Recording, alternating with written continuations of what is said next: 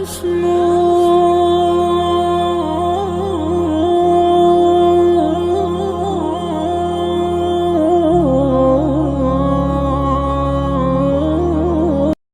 اللہ الرحمن الرحیم نحمدہ ونصلی ونسلم علی رسولہ الکریم اما بعد۔ مختصر بات کرنی ہے تو بھائی دیکھو، شور و غل نہ کریں، برا نہ مانے۔ ایک بات کہوں گا، معاشرہ نہیں سدھرے گا، معاشرے میں تبدیلی نہیں آئے گی۔ مفتی صاحب موجود ہیں، معلوم کر لیں مٹھائی کا کیا حکم ہے، تقسیم شیرنی کا کیا حکم ہے، ختم تراویح کے موقع پر، ختم قرآن کے موقع پر، اور مسجد کی بے حرمتی کا کیا حکم ہے۔ حرام ہے مسجد میں شور و غل کرنا، لیکن ہمارے یہاں تقسیم شیرنی زیادہ ضروری ہے۔ تو میرے دوستوں، تھوڑا سا لحاظ کے ساتھ، مسجد ہے، اللہ کا گھر ہے، بہت آرام سے دیکھیے۔ بانٹنا تو ہے، تو بانٹنے کا طریقہ ایسا رکھیں کہ مسجد کی بھی حرمت رہے اور شور و غل بھی نہ ہو۔ اس کے لیے میں آپ سے درخواست کروں گا کہ اس کا لحاظ ذرا رکھا کریں کہ ہمیں مسجد میں ہے، اللہ کا گھر ہے، تو شور و غل نہیں کرنا ہے۔ تو اللہ رب العزت کا ارشاد ہے قرآن مجید میں، مختصر بات کرنی ہے، کتب علیکم الصیام کما کتب علی الذین من قبلکم لعلکم تتقون۔ رمضان کی آمد کا جو مقصد ہے، رمضان آ گیا اور رمضان گزر گیا، چند ایام اور چند وہ لمحات رہ گئے ہیں، تو مقصد کیا بیان فرمایا کہ انسان متقی ہو جائے، گناہ سے پرہیز کرنے والا بن جائے۔ آج ہم معاشرے میں اگر دیکھتے ہیں تو معاملہ بہت برعکس نظر آتا ہے۔ رمضان کی آمد سے ہمارے معاشرے کے اندر بیداری فقط اتنی ہوتی ہے کہ ذکر بڑھا دیا جاتا ہے، تلاوت بڑھا دی جاتی ہے، عبادت کی تھوڑی کثرت کر لی جاتی ہے۔ رمضان میں قرآن مکمل، 2 قرآن مکمل کر لیے جاتے ہیں۔ اتنا رمضان کی ہم آمد کا حق سمجھتے ہیں کہ ہاں اب رمضان آ گیا، ہم نے تہجد 1 مہینے پڑھ لی، 1 مہینے میں ہم نے 2 قرآن مجید مکمل کر لیے، تراویح پوری پڑھ لی، اب بس رمضان مکمل، اب ہم نے حق ادا کر دیا۔ نہیں، ایسا نہیں ہے۔ تتقون کا مطلب ہوتا ہے کہ گناہوں سے بچنا۔ اصل جو مقصد ہے رمضان کی آمد کا، وہ گناہوں سے بچنا ہے۔ اس کے 2 حقوق ہوتے ہیں، ایک ہوتا ہے نیکی کا کرنا۔ رمضان کی آمد کی وجہ سے نبی علیہ الصلوۃ والسلام کی ہم نے سیرت پڑھی ہے کہ آپ عبادت کے لیے کمر بستہ ہو جایا کرتے تھے اور عبادت میں زیادتی کر دیا کرتے تھے۔ اور دوسرا، گناہوں سے پرہیز، یہ سب سے زیادہ ضروری ہے۔ آج ہم لوگ صبح کرتے ہیں اور رات کر دیتے ہیں۔ فجر کی نماز سے پہلے سحری کی، فجر کی نماز ادا کی، اس کے بعد سو گئے۔ اب اس کے بعد اٹھیں گے تو کسی کو جو صفائی کرنی ہے وہ اپنی صفائی شروع کر دیتا ہے۔ تو داڑھی منڈانا تو حرام ہے میرے دوستوں۔ کہاں گناہ سے پرہیز کیا؟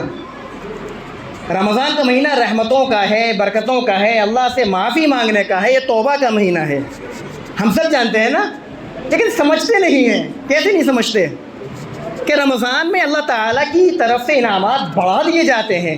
حدیث شریف میں آیا ہے کہ ایک فرض کا ثواب 70 فرائض کے برابر، نفل کا ثواب 1 فرض کے برابر۔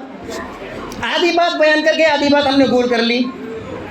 جس طرح سے عبادات کا ثواب بڑھا دیا جاتا ہے، مبارک ساعات کے اندر گناہ کی شدت بڑھ جاتی ہے۔ یہ نہیں سمجھتے ہم لوگ۔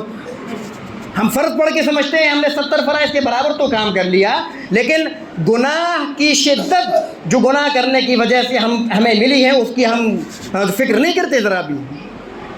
ایسے ہی قرآن مجید کا معاملہ ہے۔ ہم نے تراویح پڑھ لی 5 دن، 3 دن، 4 دن، 6 دن، اس کے بعد میں حافظ صاحب نے قرآن میں کیا پڑھا ہے ہمیں نہیں معلوم۔ ہم نے تو بس اتنا سنا ہے کہ 1 حرف کے بدلے 10 نیکیاں ملتی ہیں۔ تو حدیث شریف میں آیا ہے کہ قرآن مجید بعض پڑھنے والوں کو لعنت کرتا ہے۔ اس کے مستحق کون لوگ ہیں؟ سوچنے کی بات ہے یا نہیں ہے بھائی؟ کیا یہ حکم ہم لوگوں کے لیے نہیں ہے کہ قرآن مجید اپنے بعض پڑھنے والوں پر لعنت بھی کرتا ہے؟ تو وہ لعنت والے مستحقین لوگ کون ہیں؟ وہ لوگ ہیں جو اس کا حق ادا نہیں کرتے۔ اسی طرح سے رمضان آتا ہے، چلا جاتا ہے، ہمیں جو گناہ عام زندگی میں ہم کرتے ہیں، تھوڑا سا غور و فکر کر لیں خود اپنے گریبان میں جھانک کر کے، رمضان میں ہم نے کسی میں کمی کی کیا گناہ کرنے میں؟ جو گناہ ہم عام دنوں میں کرتے ہیں، رمضان میں کچھ کمی ہوئی؟ نہیں ہوئی۔ نیکیاں ہم نے کی۔ تو ابھی دیکھ رہے ہیں مسجد میں کتنی گرمی ہے۔ مسجد میں گرمی کی وجہ معلوم ہے؟ سب کھلا ہوا ہے۔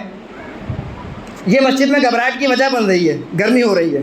آپ سب چیزیں بند کر دیں اور اے سی چالو کر دیں تو مسجد میں گھبراہٹ ہوگی کیا؟ گرمی ہوگی یا ٹھنڈک ہو جائے گی؟ ٹھنڈک رہے گی نا، کامن سی بات ہے. لیکن یہ معاملہ ہم نیکیوں میں نہیں سمجھ رہے. ہم نے داڑھی منڈانا ہے، داڑھی منڈائی. ہم نے جھوٹ بولنا ہے، ہم نے جھوٹ بولا. ہم نے سود کھانا ہے، ہم نے سود کھایا. کسی کو گالی دینی ہے، گالی دی. کسی مسلمان کی بے حرمتی عزت کو پامال کرنا ہے، ہم نے وہ کیا. اور ساتھ میں ہم نے سبحان اللہ سبحان اللہ الحمدللہ کی تسبیح بھی پڑھ لی. تو یہ حال ہو جاتا ہے جیسے ابھی ہم جو دیکھ رہے ہیں نا، یہ حال ہوتا ہے. مطلب نیکی آئی نکل گئی. جو راستے بند کرنے کے تھے نا، گناہ چھوڑ کے جو تاثیر اور انوارات جو اس کے جمع ہونے تھے وہ نہیں ہو پائے. تو اب ہم لوگ دیکھ لیں، 3 دن یا 4 دن رہ گئے ہیں مشکل سے، کہ ہم نے پچھلے جو ایام گزرے ہیں، ہم نے نیکیاں کتنی کی اور گناہ کتنے چھوڑے. نیکیاں کتنی کی اور گناہ کتنے چھوڑے، ہم لوگ یہ دیکھ لیں. اب جو گزر گیا تو گزر گیا. دیکھیں اللہ رب العزت کی ذات دو ہمارا جو پالا ہے نا، ہمارا جو پالا پڑا ہے دو ذاتوں سے پڑا ہے. اور اس کی تعریف ان دونوں ذاتوں کی میں بیان کرنا چاہوں یا کوئی مقرر، کوئی خطیب نہیں کر سکتا. 2 کریم ذاتوں سے واسطہ پڑا ہے مسلمانوں کا. ایک اللہ کی کریم ذات اور ایک رسول اللہ صلی اللہ علیہ وسلم کی کریم ذات. تو جو گزر گیا اس کو جانے دیں. اب 3 دن بچے ہیں نا، اب اس میں ارادہ کریں کہ انشاءاللہ گناہ سے بچ کر زندگی گزاریں گے. یہ 3 جو رمضان 3 روزے بچے ہیں، ان میں اللہ کے حکم کی فرما برداری بھی کریں گے اور نافرمانی سے پرہیز بھی کریں گے. یہ 2 چیزیں ساتھ چلتی ہیں. ہم لوگ آدھے پہ چلتے ہیں، آدھے پہ نہیں چل رہے. میرے دوستو، معاشرہ اور ماحول ہمارا اتنا بگڑ چکا ہے. میں بہت تکلیف اور بہت زیادہ احساس اس وقت مجھے ہے، بہت زیادہ احساس ہے. میں نے ان باتوں کو نہیں بیان کیا جو میرے ذہن میں تھی.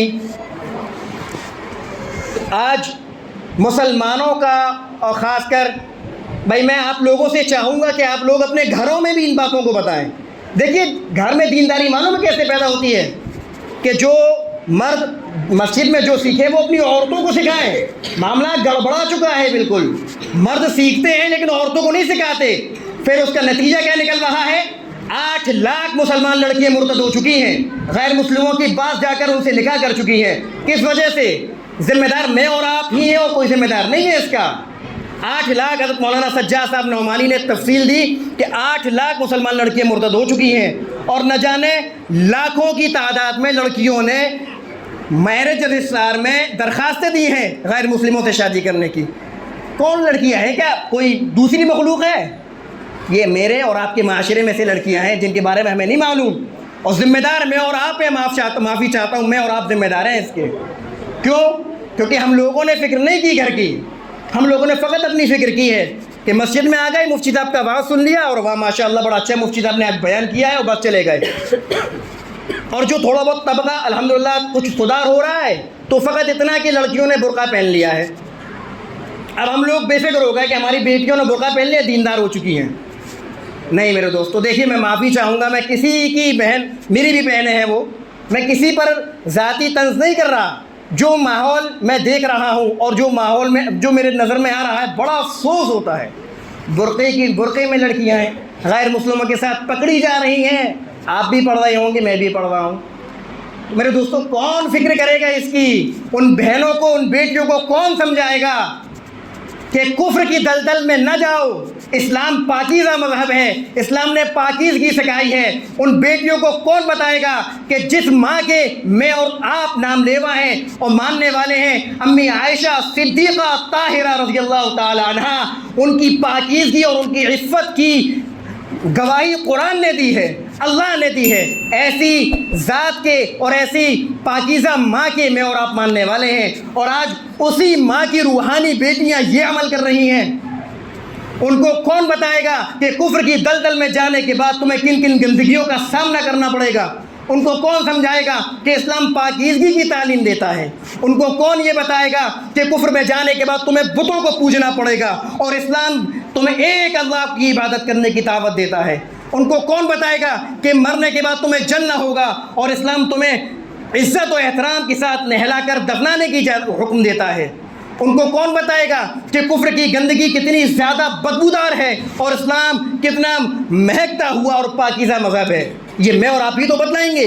محض بیٹیوں کا برقع پہن لینا یا محض تھوڑا دنیاوی تعلیم سے آراستہ ہو جانا کافی نہیں ہے میرے دوستوں بزرگوں، بلکہ فکر کرنی پڑے گی ان کے اوپر نظر بھی رکھنی ہے، ان کو سمجھا. دیکھیے آج ہم لوگ کیا سمجھتے ہیں معلوم ہے؟ اس کی ایک وجہ اور کہ بیٹیاں ہیں، بھائی بیٹیوں سے کون ایسی باتیں کرے گا؟ کہتے ہیں نا بھائی بیٹیوں سے ہم اس طرح کی باتیں کریں. بالکل حیا ہے، شرم ہے اور ایسا. لیکن آج جس ماحول میں ہم لوگ زندگی گزار رہے ہیں اس میں اس نے بڑا کام خراب کر رکھا ہے، اس نے سب سے زیادہ کام خراب کیا ہے. آپ کوئی راستہ بنائیے، آپ ان کو سمجھائیں، نہیں سمجھا سکے آپ اپنی اہلیہ سے کہہ کر بیوی کو دینی تعلیم اور اس طرح کی باتوں کو ان کے دماغ میں اتاریں. ان لوگوں نے مہم چلا رکھی ہے، یہ مسلمان بن کر سامنے آتے ہیں اور اس کا جو نتیجہ ہوتا ہے وہ بہت ساری ویڈیوز آپ لوگوں کے پاس شاید پہنچی ہوں، اس میں آپ لوگ دیکھ لیں. آج کے دور میں فلسطین کے اندر کیا ہو رہا ہے؟ وہاں پر یہ میری بہنیں اور یہ میری بیٹیاں اور یہ میری بہنیں ہی ہیں اسلام کی نام لیوا جو یہودیوں اور صہیونیوں کے خلاف کھڑی ہیں، ہاتھ میں پتھر لے کر مسجد اقصیٰ کی حفاظت کر رہی ہیں، اسلام کی حفاظت کر رہی ہیں، اپنی جانوں کی قربانیاں پیش کر رہی ہیں. افسوس اور تف ہے اس ہندوستان کی اسلامی بہنوں پر کہ وہ کفار اور مشرکین کی ناپاک گود میں اپنی عزت اور اپنی عصمت کو ڈال رہی ہیں. کون ذمہ دار ہے اس کا؟ ایک عورت 4 مردوں کو لے کر جہنم میں جائے گی، نہیں پڑھی حدیث، لیکن سب دماغ سے نکل چکی ہے. آج ہمارے دماغ میں کیا ہے؟ صرف اور صرف اپنی جو چاہ ہے اور خواہش ہے اس کو پورا کرنا ہے. برقعے میں لڑکیوں نے ایسے کام کیے، بڑا افسوس ہوا، بہت غصہ بھی آتا ہے کہ یہ کیوں برقعوں کو بدنام کر رہی ہیں لڑکیاں. ایسے واقعات کہ میں سننا گوارہ نہیں کرتا، میں بیان کرنا گوارہ نہیں کرتا، میں کیا بتاؤں آپ لوگوں کو. تو یہ وہ بھی کسی کی بہنیں اور بیٹیاں ہی ہیں، ہمارے معاشرے میں سے ہیں نا. تو میرے دوستو اللہ کے واسطے فکر کریں، غور کریں کہ ہماری بہن بیٹیاں کہاں جا رہی ہیں. رمضان کا مہینہ توبہ کا ہے، مانگنے کا ہے. ایک بات بتاؤں تھوڑی کڑوی ہے، سلمان رشدی کو لعنت کرنے والے ہزاروں ہیں، لاکھوں ہیں، تسلیمہ نسرین کو گالی دینے والے لاکھوں ہیں. کیوں؟ ہم سب جانتے ہیں نا کہ انہوں نے نبی علیہ السلام کی شان میں توہین کی ہے اور آپ کو تکلیف پہنچائی ہے. اے مسلمان تیرا کیا ہوگا؟ تو پل پل نبی علیہ السلام کو تکلیف پہنچاتا ہے. ایک حدیث شریف بہت مشہور ہے، آپ نے سنی بھی ہوگی کہ ایک داڑھی صاف کرا کے ایک مجوسی نجومی نبی علیہ السلام کے سامنے آیا، اپنے چہرہ پھیر لیا. مسلمان تیری ہمت کیسے ہو گئی کہ تو نبی علیہ السلام کے روزے پر داڑھی بڑھا کر سلام پیش کرنے جاتا ہے؟ پل پل نبی علیہ السلام کو تڑپا. آج مسلمان جو ایمان والا ہے، نبی کی خاطر جان دینے کا جو جذبہ رکھتا ہے نا، وہ اپنے عمل سے پل پل نبی علیہ السلام کو تڑپا رہا ہے، نبی علیہ السلام کو رلا رہا ہے، تکلیف پہنچا رہا ہے. ہاں آنکھیں بند کر کے دل سے سنو نبی علیہ السلام کے مزار اقدس سے رونے کی آواز. خود ایک بزرگ نے بیان فرمایا کہ انہوں نے خواب میں دیکھا کہ نبی علیہ السلام کی آنکھیں سوج رہی ہیں، رو رو کر آپ نے آنکھیں سجا لی. انہوں نے دوسرے سے تعبیر لی. ان بزرگ نے فرمایا کہ نبی علیہ السلام کا ارشاد ہے قرۃ عینی فی الصلاۃ، نماز میں میری آنکھوں کی ٹھنڈک ہے. امت نے نماز کو چھوڑ دیا، نبی علیہ السلام نے رو رو کر آنکھوں کو سجا لیا، آنکھوں کو تکلیف دی. آج ہمارے اعمال کی خبر ہے نبی علیہ السلام پر کیا گزرے گی، اس کریم نبی پر کہ جس نے ساری زندگی 2 وقت کا کھانا پیٹ بھر کے نہیں کھایا. اس نبی کے پاس جب یہ خبر جائے گی کہ اس کی امت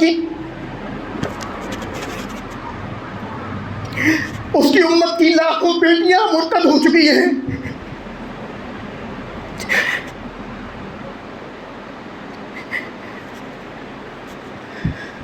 اس امت کی بہنوں بیٹیوں کی عزت اور عصمت کی کس طرح سے ان کو تاطار کیا جا رہا ہے. جب اس خبر کو نبی علیہ السلام کو معلوم ہوتا ہوگا آپ پر کیا گزرتی ہوگی؟ کبھی ہم نے سوچی ہے؟ میں ٹھیکیدار بنتا ہوں دین کا، آپ لوگ ٹھیکیدار بنتے ہیں دین کے.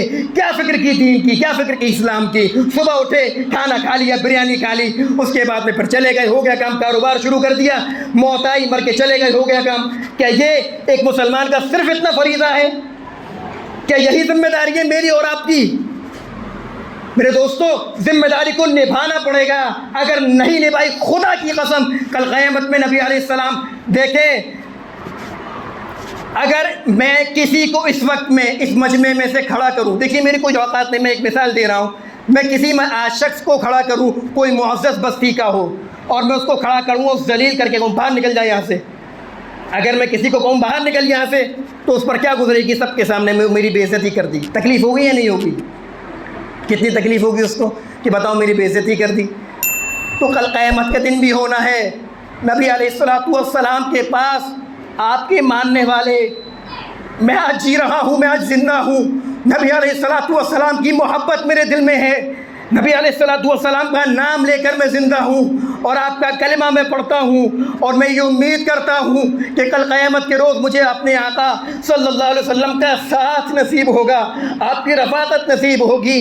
لیکن جب بعض ماننے والے نبی صلی اللہ علیہ وسلم کے پاس جائیں گے اور وہ جب دیکھیں گے کہ میرے نبی بیٹھے ہیں اور وہ ساتھ میں ابو بکر بھی ہیں، عمر بھی ہیں، عثمان و علی بھی ہیں، عبداللہ ابن مسعود ہیں، صحابہ کی پاکیزہ مقدس جماعت ہے، میں نے ان کا نام سنا، میرے دل میں محبت ہے، لیکن جب کوئی شخص ایسا ہی آپ کے پاس جائے گا تو فرشتے بیچ میں سے اس کو دھتکار کے بھگا دیں گے، نبی علیہ السلام کے سامنے دھتکار دیے جائیں گے۔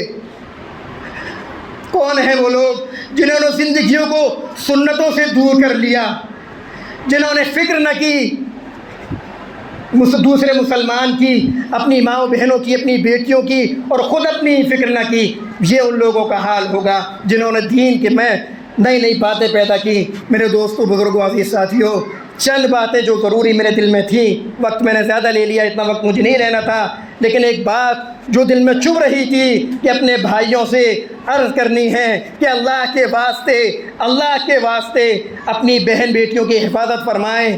اور آج کفر و کفار کی سازش سے ہمارے بیچ میں گھس چکے ہیں، بیداری کی ضرورت ہے، ایسے ہم سو کر زندگی نہیں گزار سکتے۔ توبہ کا مہینہ ہے، اللہ سے مانگنے کا مہینہ ہے، خطائیں ہو چکی ہیں، ہونے دیں، اب نئی سرے سے زندگی گزارنی ہے۔ وہ رحیم و کریم ذات ہے۔ اگر 90 سال ایک واقعہ سنا کر میں بس بات ختم کرتا ہوں، حضرت خواجہ حسن بصری رحمۃ اللہ علیہ کا قصہ کہ حضرت خواجہ حسن بصری رحمۃ اللہ علیہ کے زمانے میں آپ درس تفسیر دیا کرتے تھے، درس قرآن دیا کرتے تھے۔ اس وقت میں ایک عورت آپ کے پاس آیا کرتی تھی، عورت کی شوہر کا انتقال ہو گیا تھا، اس کا ایک بیٹا تھا، وہ بہت گناہوں میں ملوث تھا۔ میرے دوستو، میں آپ لوگوں کو بتا رہا ہوں، افسوس ہے آج ہم لوگ گناہ کرتے ہیں اور سوچتے ہیں سفیدی آنے دو پھر توبہ کر لیں گے۔ جب گوشت لینے جاتے ہو تو بڈھے کا لاتے ہو یا جوان کا لاتے ہو؟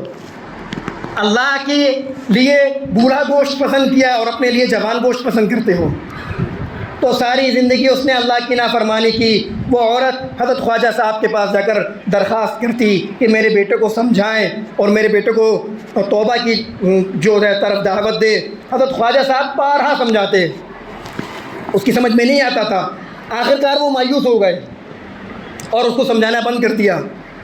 اب وہ شراب پیتا تھا، زنا کرتا تھا، روز دو کام اس کے روز تھے، شراب اور کباب، شراب اور شباب، کہ شراب بھی پیتا تھا، زنا بھی کرتا تھا روز۔ آخرکار جوانی کی حالت میں اس کی موت کا وقت آ گیا۔ گندے کام کرے گا، گناہ کرے گا انسان تو جلدی مرتا ہے، عمر میں بے برکتی ہوتی ہے، تو اس کی موت کا وقت آ گیا۔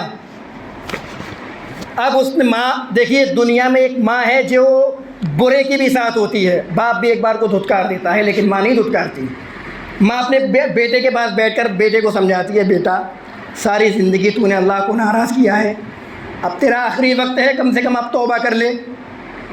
اللہ کی رحمت، اس کے دماغ میں آ گئی بات، اس نے کہا کہ خواجہ صاحب کو بلا لو، میں توبہ کرنا چاہتا ہوں، مختصر دو باتیں رہنی ہیں بس۔ وہ عورت جانے کی کوشش کرتی ہے، جیسے ہی اٹھ کی برقع پہنتی ہے تو وہ بچہ کہتا ہے کہ امی خواجہ صاحب سے کہنا میری نماز جنازہ وہ پڑھائیں، ہو سکتا ہے میری روح نکل جائے تو خواجہ صاحب سے کہنا کہ میری نماز جنازہ خواجہ صاحب پڑھائیں۔ تو اس کے بعد میں وہ کہتی ہے ٹھیک ہے بیٹا۔ وہ عورت جاتی ہے اور دروازہ کھٹکھٹاتی ہے، خواجہ صاحب کو تفسیر کا درس دینا ہوتا ہے، تو خواجہ صاحب نے دروازہ کھولا، دیکھا عورت کہ بھئی کیا ہوا، کہ وہ میرا بیٹا توبہ کرنا چاہتا ہے، آخری وقت جلدی آپ کو بلا رہا ہے۔ خواجہ صاحب کے ذہن میں آئی کہ ساری زندگی تو نافرمانی کرتا رہا، اب کیا توبہ کرے گا، اب کیا توبہ کرے گا، وہ خام خواہ میرا وقت برباد کرے گی، آپ نے منع کر دیا۔ عورت نے کہا کہ خواجہ صاحب میرے بیٹے نے کہا ہے کہ میری نماز جنازہ آپ پڑھائیں۔ خواجہ صاحب نے فرمایا کہ میں نے تیرے بیٹے کو کبھی نماز پڑھتے نہیں دیکھا، اور میرے نزدیک جو ساری زندگی میں نماز نہ پڑھے وہ کافر ہے، لہٰذا میں اس کی نماز جنازہ نہیں پڑھاؤں گا، کسی اور سے پڑھوا لینا۔ عورت روتی ہوئی آ گئی۔ اب اس نے دیکھا بیٹے نے کہ امی کہاں ہیں خواجہ صاحب کیوں نہیں آئے؟ تو عورت نے کہا کہ بیٹا تو نے ان کی اتنی نافرمانی کی کہ انہوں نے کہا کہ میں اپنا وقت برباد نہیں کرنا چاہتا، جا بھاگ جا۔ اس کے دل پہ چوٹ لگ گئی۔ اس نے کہا امی میں نے کہا تھا میری نماز جنازہ خواجہ صاحب پڑھائیں۔ تو عورت نے کہا کہ بیٹا انہوں نے کہا کہ میں نے کبھی نماز پڑھتے تو دیکھا نہیں، نماز جنازہ بھی کسی اور سے پڑھوانا۔ اس لڑکے کے دل پہ چوٹ لگ گئی، بہت تکلیف ہوئی، اس کی آنکھوں میں آنسو آ گئے۔ میرے اللہ کو منانا اتنا آسان ہے، اس کی آنکھوں میں آنسو آ گئے، اور اس نے کہا امی میری روح نکلنے والی ہے، میری 2 وصیتیں سن لیجیے۔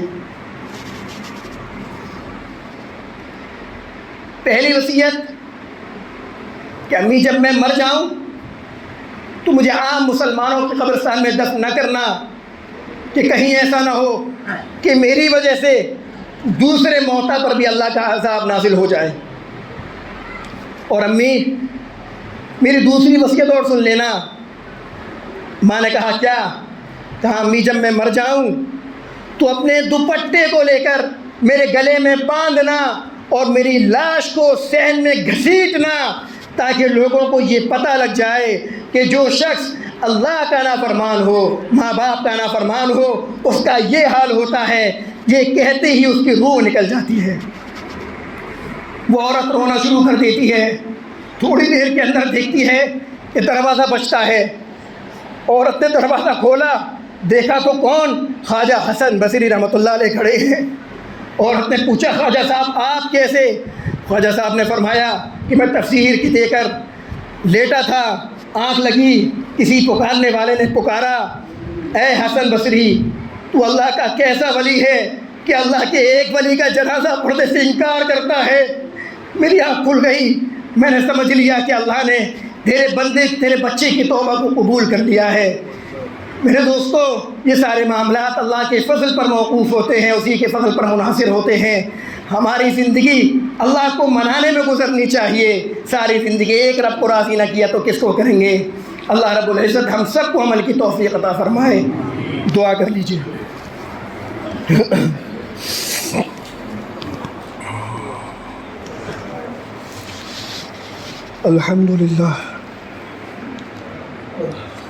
الحمدللہ رب العالمین الرحمن الرحیم مالک یوم الدین اللہم صل علی محمد وعلی آل محمد کما صلیت علی ابراہیم وعلی آل ابراہیم انکا حمید مجید اللہم بارک علی محمد وعلی آل محمد کما بارکت علی ابراہیم وعلی آل ابراہیم انکا حمید مجید لا الہ الا انت سبحانک انی کنت من الظالمین لا الہ الا اللہ الحلیم الکریم سبحان اللہ رب العرش العظیم الحمد للہ رب العالمین نسألک موجبات رحمتک وعزائم مغفرتک والغنیمة من كل بر والسلامة من كل إثم لا تدع لنا ذنبا إلا غفرته ولا هما إلا فرجته ولا حاجة هي لك رضا إلا قضيتها یا ارحم الراحمین۔ اے اللہ اے اللہ اے اللہ ہم گناہ گار ہیں، ہم خطا کار ہیں، ہم سیاہ کار ہیں، ہم نے بہت گناہ کیے۔ رمضان کا مہینہ آپ نے دیا کہ گناہوں سے پرہیز کریں، ہم نے اس میں بھی تیری نافرمانی کی۔ اللہ ہم نے بہت گناہ کیے ہیں، اے اللہ ہمارے گناہوں کی تعداد تو اتنی ہے کہ سمندر کے پانی کو کڑوا کر دے، اے اللہ زمین اور آسمان کے خلا کو بھر دے، سورج کو بے نور کر دے، اے اللہ۔ لیکن آپ نے فرمایا کہ اے نبی اگر میرا کوئی بندہ سچے دل سے ایک بار توبہ کر لے گا میں معاف کر دوں گا۔ اے اللہ ہم سب آپ کے در پہ آئے ہیں، آپ سے مانگنے ہیں، آپ سے مانگنے والے ہیں۔ اے اللہ ہمارے تمام گناہوں کو معاف فرما، اے اللہ ہمارے تمام گناہوں کو معاف فرما، اے اللہ ہماری تمام خطاؤں کو معاف فرما۔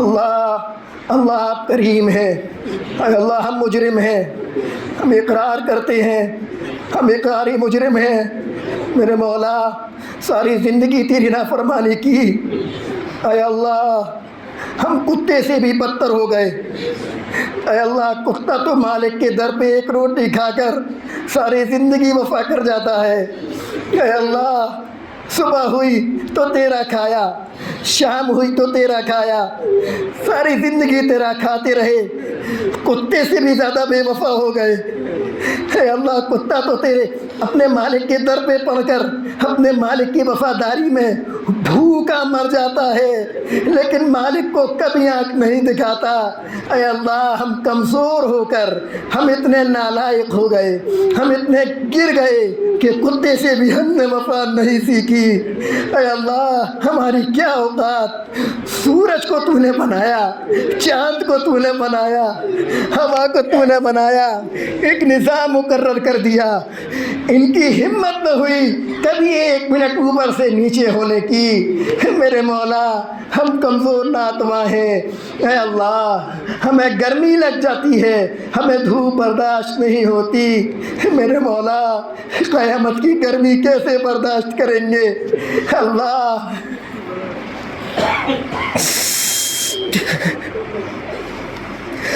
اللہ ہم میں کتنے باپ بیٹے ہیں، اے اللہ ہم باپوں میں اتنی شفقت ہے کہ اگر بچہ چلتے چلتے گر جاتا ہے تو وہ باپ بڑھ کر اپنے بچے کو اٹھا لیتا ہے، بچہ مارتا ہے پھر سوری بولتا ہے تو ہم معاف کر دیتے ہیں، اللہ ایک باپ یہ جانتا ہے کہ دوبارہ مارے گا پھر معاف کر دیتا ہے، اے اللہ ہم باپوں کو شفقت دینے والی ذات تو تیری ہے نا، اے اللہ ایک باپ نہیں دیکھ سکتا کہ اس کا بچہ گرا پڑا ہے، اے اللہ وہ خود بڑھ کر اپنے بچے کو اٹھا لیتا ہے، اے اللہ اے اللہ اے اللہ ہم بھی نیکی کرنا چاہتے ہیں لیکن گر جاتے ہیں، اللہ تیری رحمت کی طرف دیکھ رہے ہیں،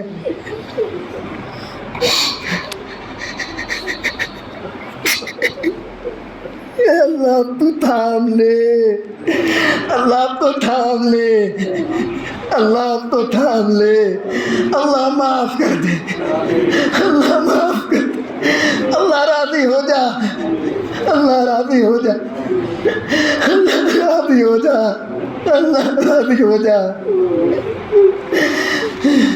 اللہ راضی ہو جا، اے اللہ ساری زندگی تجھے ناراض کیا، اے اللہ میں نے فکر کی کہ میرا باپ راضی ہو، میں نے فکر کی میری ماں راضی ہو، میرے ماں باپ آپ پر قربان، آپ راضی ہو جائیے،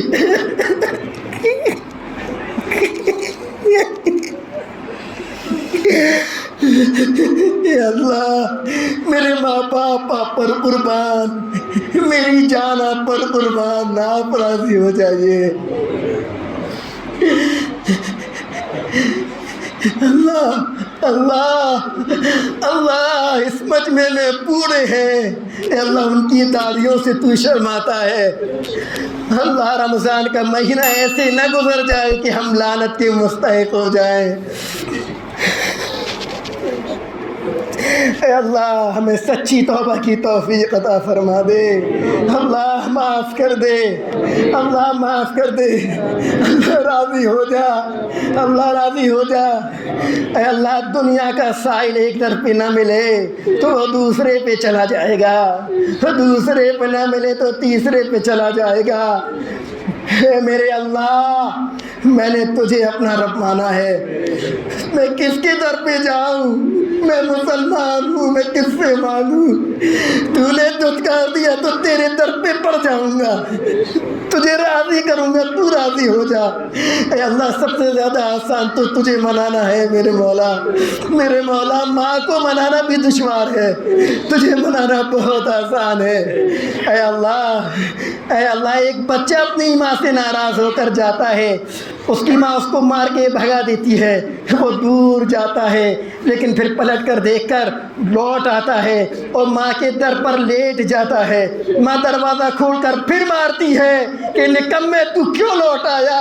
وہ اپنی ماں سے عین غصے میں کہتا ہے اے اماں، میں نے سوچا تھا کہ تجھ سے دور چلا جاؤں اور کہیں برتن مانج کر زندگی گزار لوں، لیکن میں نے سوچا کہ تیری محبت مجھے کہاں ملے گی، میں لوٹ آیا۔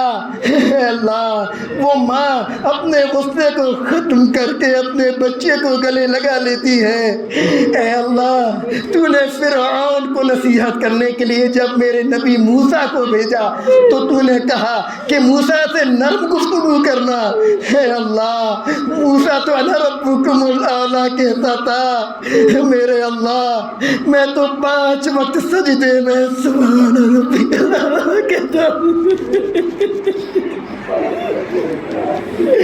اے اللہ، جب موسیٰ کو نرمی کی نصیحت کی تو مجھے بھی میرے ساتھ نرمی کا معاملہ۔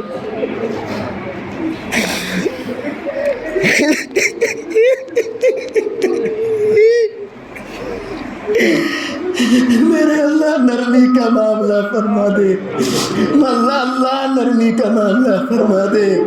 اللہ اگر مر گئے تو ناراضگی میں مریں گے، جہنم ملے گی۔ اللہ میں مانتا ہوں میرا عمل ایسا نہیں ہے، لیکن میرے مولا تیرے نبی کا فرمان ہے، تو نے فرمایا اے نبی وَلَسَوْفَ يُعْطِيكَ رَبُّكَ فَتَرْضَىٰ، تجھے اتنا دوں گا کہ تو راضی ہو جائے گا۔ تیرے نبی نے فرمایا میں اس وقت تک راضی نہیں ہوں گا جب تک میرا ایک ایک امتی جنت میں نہ چلا جائے۔ اے اللہ، کمین پنتی اور نالائقی میں ہم نے ریکارڈ توڑ رکھے۔ جس نبی نے ساری زندگی امتی امتی کیا، ساری زندگی ہم نے اس کی سنتوں کو پامال کیا، ساری زندگی اس کو اس کی مزار میں رلایا۔ میرا بہت بڑا جرم ہے، اللہ مجھے معاف کر دے، اللہ مجھے اپنی محبت دے دے۔ اللہ ساری زندگی میں کہتا ہوں کہ اللہ راضی ہو جا، اے اللہ راضی ہو جا، اے اللہ راضی ہو جا، تو میرا ہے۔ اے اللہ ایک بار تو فرما دے اے میرے بندو تم سب میرے ہو۔ اے اللہ آپ قادر مطلق ہیں، آج مسلمانوں کی جو حال ہے وہ آپ سے پوشیدہ نہیں۔ میری بہنیں، میری نادان معصوم بہنیں جو کفار کی سازش میں پھنستی جا رہی ہیں، اللہ ان کو عقل سلیم عطا فرما، فہم صحیح نصیب فرما۔ اے اللہ ہم سب کو اپنے در کا سوالی بنا۔ اے اللہ میری فلسطین میں میری پیاری پیاری اسلامی شہزادیاں اپنے ایمان کی حفاظت کرتے ہوئے اپنی جانوں کے نذرانے دیتی جا رہی۔ اے اللہ ان کی حفاظت کر لے، اے اللہ ان کی حفاظت کر لے۔ اے اللہ ہمیں اسلامی سلطنت عطا فرما، اسلامی حکومت عطا فرما۔ اے اللہ مسلمانوں کا حامی و ناصر پیدا فرما، قائد صحیح عطا فرما۔ اے اللہ خلیفۃ المسلمین عطا فرما۔ اے اللہ مسلمانوں کی مدد اور نصرت فرما۔ اے اللہ باطل کوشش میں ہے اسلام کو مٹا دے، خدا کی قسم میرا ایمان ہے نہیں مٹا سکتا، لیکن میرے مولا پریشان تو کر رہا ہے نا۔ اے اللہ جہاں چاہتا ہے مارا جاتا ہے مسلمان۔ اے اللہ آپ اگر مدد نہیں کریں گے تو کیا ہوگا؟ اے اللہ جب نبی کو خبر ہوتی ہوگی کہ آج مسلمانوں کے ساتھ کیا ہو رہا ہے آپ کو تکلیف ہوتی ہوگی۔ اے اللہ میرا عمل ایسا نہیں، خدا کی قسم میرا عمل ایسا نہیں، لیکن میرے مولا اپنی نبی کی خاطر مسلمانوں کی حفاظت کر لے۔ اے اللہ اس پورے مجمع کے اندر سب سے زیادہ، سب سے بڑھ کر خطابار، بدکار، گناہگار میں بیٹھا ہوں۔ اللہ میں سب سے زیادہ گناہ گار ہوں۔ اللہ میری شامت اعمال سے کسی کو محروم نہ کر دینا۔ اللہ تو مجھ سے ناراض اگر ہو تو راضی ہو جا، اور اس مجمع کی دعاؤں کو قبول کر لے۔ میری بدعمالی کے سبب کسی اور کو محروم نہ کرنا۔ اللہ تو مجھ سے بھی راضی ہو جا۔ اللہ جو تیرا مقبول بندہ ہو اس مجمع میں، اس کے صدقے مجھ سے راضی ہو جا۔ اللہ ساری زندگی محنت کرتے ہیں کہ تیرے بن جائیں، ایک بار جب تو فیصلہ کر لے گا کہ میرے بندے تو میرا ہے تو شیطان نہیں اچک سکتا۔ اللہ تو فیصلہ کر لے، اے میرے بندے تو میرا ہے۔ اے اللہ اپنا بنانے کا فیصلہ کر لے۔ اے اللہ بچہ نجاست میں لت پت ہوتا ہے، ماں اس کو دھتکارتی نہیں ہے، ماں اس کو دیکھ کر اس کو نہلا دھلا کر اپنے پاس بلا لیتی ہے، اس کو پیار کر کے سینے سے لگا لیتی ہے۔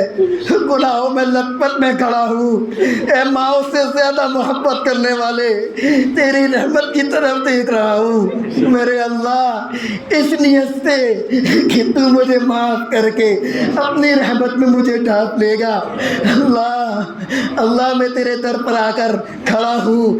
اللہ مجھے دھتکار مت، اللہ مجھے دھتکار مت، مجھے غسل توبہ کی توفیق عطا کر، مجھے تقوی کا لباس پہنا کر اپنے دامن رحمت میں چھپا لے۔ اللہ رمضان کا مقدس پاکیزہ مبارک مہینہ چل رہا ہے، رحمتوں کی بارش ہو رہی ہے۔ اے اللہ ہمیں رحمتوں کا مستحق بنا، لعنتوں کا مستحق نہ بنا۔ اے اللہ مفتی برہان صاحب کے والد صاحب جو گزشتہ رمضان میں یہاں ہمارے درمیان میں تھے، اس سال وہ تیرے پاس ہیں۔ اے اللہ انہوں نے اپنی اولاد کو دین کے خام میں لگایا، اے اللہ حافظ بنایا، ماشاء اللہ عالم اور مفتی بنایا۔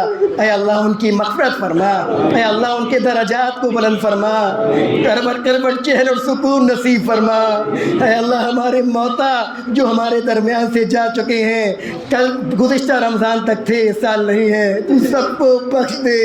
اللہ تو سب سے راضی ہو جا، اللہ تو سب سے راضی ہو جا۔ اللہ تو ہمیں اپنا مقبول بنا لے، اور جب موت آئے تو تیری رضا میں آئے، تیری ناراضگی میں موت نہ آئے۔ اے اللہ ساری زندگی نبی علیہ السلام کی سنتوں پر عمل کرنے والا بنا دے۔ اے اللہ اسلام کا بول بالا فرما، ہم سب سے راضی ہو جا۔ اے اللہ تیرے نبی یوسف علیہ السلام کریم تھے، انہوں نے اپنے بھائیوں کو معاف کرتے ہوئے کہہ دیا لا تثریب علیکم اليوم، جاؤ آج تم پر کوئی گناہ نہیں، میں نے تمہیں معاف کیا۔ نبی علیہ السلام جب فتح مکہ کے روز مکہ میں داخل ہوئے اور کفار مکہ سے کہا کہ تم میرے بارے میں کیا خیال کرتے ہو، وہ کفار نے کہا کہ ہماری سزا تو موت ہے لیکن آپ کریم ہیں۔ تو نبی علیہ السلام نے فرمایا کہ آج میں تم سے وہی کہتا ہوں جو یوسف نے اپنے بھائیوں کو کہا لا تثریب علیکم اليوم، جاؤ آج تم پر کوئی گناہ نہیں، میں نے معاف کیا۔ اے اللہ آپ تو سب کریموں سے بڑے کریم ہیں، اے اللہ ہم آپ کے در پہ آئے ہیں، آپ قادر ہیں، آپ بھی اپنے کریم نبیوں سے زیادہ کریم ہوئے، اور آپ فرما دیں آج اے کریم ذات لا تثریب علیکم اليوم، جاؤ میرے بندو آج میں نے تمہیں معاف کر دیا، آج میں نے تمہیں بخش دیا، تم پر کوئی گناہ نہیں، اپنے گھروں کو ایسے لوٹ جاؤ جیسے ابھی پیدا ہوئے ہو۔ اے اللہ آج آپ بھی معاف کر دیجئے۔ کہ اللہ کریم کے در پہ کوئی جاتا ہے تو کریم اس کو خالی ہاتھ نہیں لوٹایا کرتے، اس کو دے دیتے ہیں اور اپنی کریمی کی طرف دیکھتے ہیں، مانگنے والے کی نالائقی کی طرف نہیں دیکھتے۔ اتنا بڑا مجمع تجھ سخی کے در پہ آیا ہے، اے اللہ دنیا کے در پہ اگر یہ مجمع چلا جائے تو اس کو لوٹائے گا نہیں، خالی ہاتھ واپس نہ کرے گا۔ اے کریموں کے کریم، اے کریموں کے کریم، تیرے در پہ اتنا بڑا مجمع جس میں بوڑھے ہیں، بچے ہیں، جوان ہیں، سب موجود ہیں، اے اللہ تو ہمیں خالی ہاتھ محروم نہ لوٹانا۔ اے اللہ ہم سب کو معاف فرما دینا، ہماری دعاؤں کو قبول و منظور فرما لینا۔ اے اللہ جو جس لائن سے پریشان ہے ان سب کی پریشانیوں کو دور فرما۔ اے اللہ ایمان اور اسلام کی حفاظت فرما۔ مسلمانوں کی عزت کی حفاظت فرما، عصمت کی حفاظت فرما، کاروبار کی وجہ سے پریشان ہیں کاروبار میں ترقی عطا فرما۔ اے اللہ جو بہن بیٹیاں گھروں میں بیٹھی ہوئی ہیں، عمر نکاح کو پہنچ چکی ہیں، غیب سے نکاح کے جوڑے مہیا فرما، دیندار متقی جوڑے عطا فرما۔ اے اللہ جو مانگا ہے عطا فرما، جو مانگنے سے رہ گئے ہیں بن مانگے اپنی شاہ نشان عطا فرما دے۔ اللہم انا نسألک من خیر ما سألک منہ نبیک محمد صلی اللہ علیہ وسلم ونعوذ بک من شر ما استعاذ منہ نبیک محمد صلی اللہ علیہ وسلم وانت المستعان وعلیک البلاغ ولا حول ولا قوة الا باللہ وصلی اللہ تعالی علی خیر خلقہ سیدنا محمد وعلی آلہ واصحابہ اجمعین برحمتک یا